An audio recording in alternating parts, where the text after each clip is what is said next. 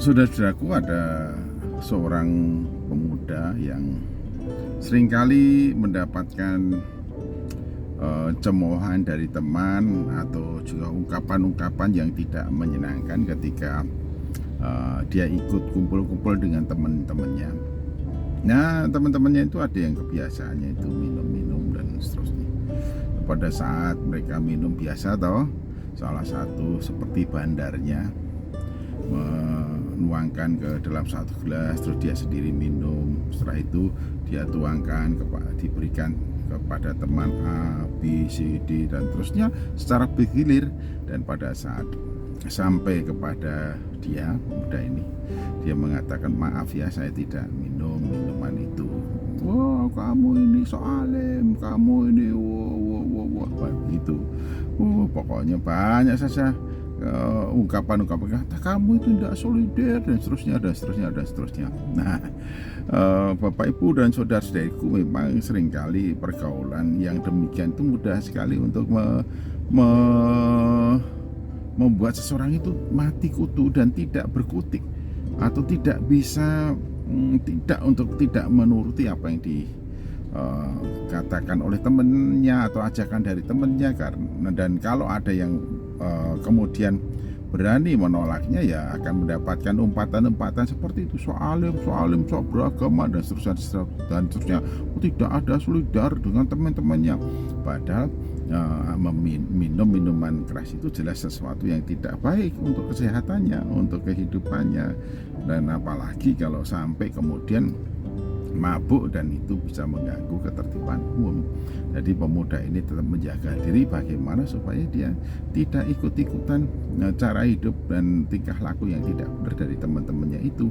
Bahkan kemudian ketika mereka betul-betul sedang ketagihan untuk minum dan tidak ada uang, ada kalanya di antara pemuda-pemudi itu melakukan mengompas orang-orang yang datang ke situ minta uang dengan paksa. Nah, oleh karena itu pemuda ini menjaga diri agar tidak terpengaruh dan berani menolak ketika diajak untuk melakukan sesuatu yang tidak benar, karena dia tahu. Mengapa dia tahu bahwa sejak dia terima Yesus Kristus, dia mendengarkan sabda Tuhan Yesus Kristus, kamu adalah garam dunia. Jadi ketika memahami sebagai garam dunia, datang hadir dalam satu kumpulan bukan untuk ikut-ikutan, tapi bukan untuk dipengaruhi, tapi untuk mempengaruhi.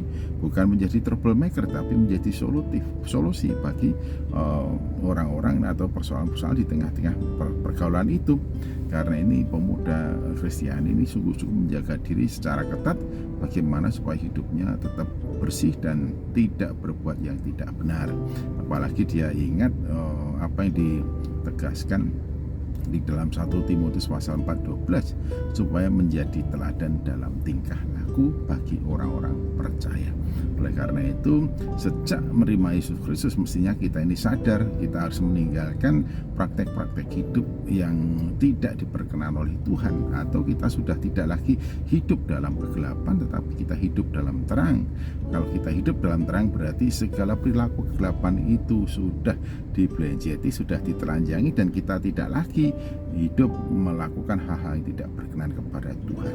Sebab apa? Sebab kita ini adalah garam, mengharami, menjadi solusi, bukan troublemaker, tetapi memecahkan persoalan-persoalan. Serta kita ini harus menjaga diri agar kita ini menjadi teladan bagi siapapun, dimanapun, dan dalam situasi apapun. Dan ingatlah, jikalau kita ini memiliki cara dan pola hidup, gaya hidup yang berbeda dari yang lainnya, itulah satu peluang, kesempatan, dan otoritas yang kita miliki bagaimana supaya kita ini bisa menjadi saksi dari Tuhan Yesus Kristus kepada dan di antara orang-orang yang belum percaya, atau bahkan terhadap orang-orang yang sudah percaya.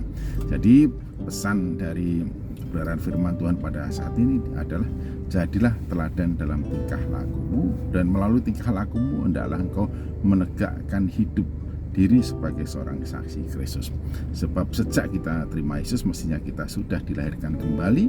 Praktek hidup yang menunjukkan perubahan dari kehidupan lama kepada kehidupan baru akan membuat orang lain berpikir dan bermenung ketika melihat bagaimana kita hidup sejak kita ada di dalam Tuhan Yesus Kristus. Kehidupan yang diperbaharui, kehidupan yang menjaga diri agar kita tidak lagi berbuat dosa, kita tetap menjaga diri agar benar di hadapan Tuhan. Jadilah saksi melalui tingkah lakumu. Tuhan Yesus Kristus memberkati. Amin.